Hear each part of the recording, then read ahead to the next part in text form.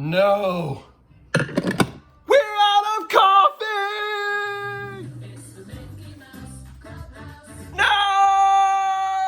Why? Hey guys, good morning. It's Mr. Martin, and today we're going to start our first unit, which is going to be all about photography. I know that you guys probably like taking pictures, so today we're going to learn the do's and don'ts of taking great photographs. Liam, say hi. You want to say hi? All right, let's do it. All right, so let's get started. First of all, yes, this is a very large cow behind me. It's a painting that my wife and I really enjoy, but yes, she is a very large cow. Second of all, let's get started with photography. Photography is the art of taking pictures, and there is an art to it. There are rules to follow, and there are some things that you can do to make your photography better.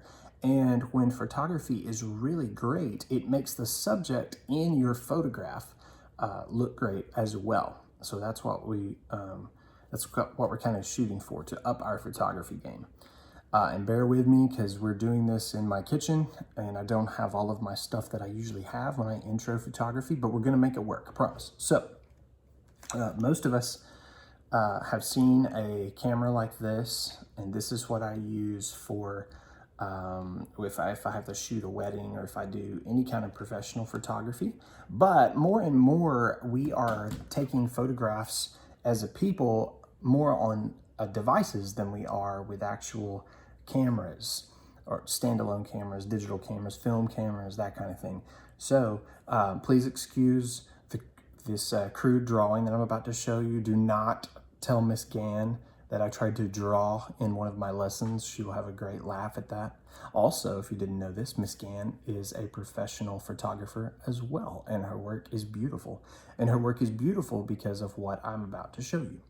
But like I said, most of us are taking our pictures on some type of device. Now, I wrote on here, I labeled it that this is an iPhone because I'm not the visual artist as far as drawing, but I think you get the idea of what this is. So like, here's the home button, here's your screen, here's all your other buttons and where you hear. And anyway, so we are taking more and more of our photography with a phone or a device like this.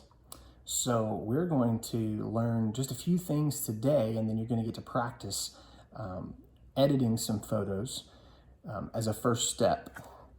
And then the very first thing I want to caution you about when you're taking photographs,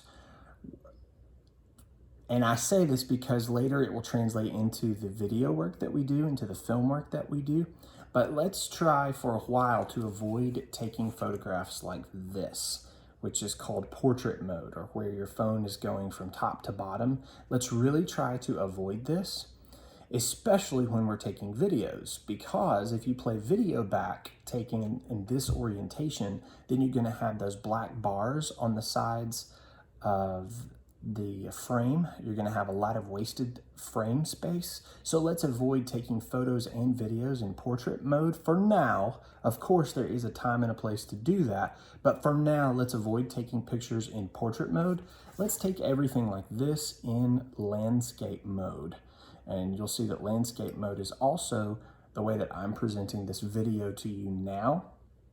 And once we're in landscape mode, there's one very important rule that we need to follow when we are composing our shot, is called the rule of thirds. And the rule of thirds basically divides our camera frame into 3 equal parts from left to right and top to bottom.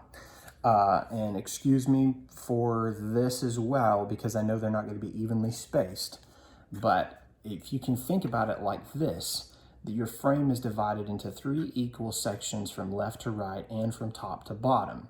You can actually, on your phone or on your device, you can actually enable this grid so that you can see the rule of thirds. Now, the rule of thirds is important because when we are photographing a subject, we want to make sure that they are on the intersection of one of these lines. And I will circle those just to illustrate my point. So we want to make sure that our subject is here in one of these points. And more to the point, we want to More to the point, we want to make sure that we avoid the center of the frame. We don't want to put people's faces or our subject in the dead center of the frame if at all possible. Now, of course, if you're taking a portrait of someone and you're shooting this way, like your school picture or mugshots or a just busted photo or anything like that, of course they use the center of the frame. That's a different type of photography. But for artistic photography, as we're composing shots, we want to make sure that our subject lines up with the intersection of the lines and that we avoid the center of the frame. If you will look at this video right now, you will notice that I am following the rule of thirds because the center of my face is in this portion of the frame. It's not in the center, it's over just a little bit and on the intersection of the lines. So let's get started with this. I want you to check out the next video that I've linked. It's a fantastic video where a photographer and a cinematographer kind of walks you through the rule of thirds, and just some great examples from film, from popular movies of why the rule of thirds is important. Once you check out that video, then you can begin practicing in Google Slides, and I'll be available to answer any questions that you have. All right, let's do it.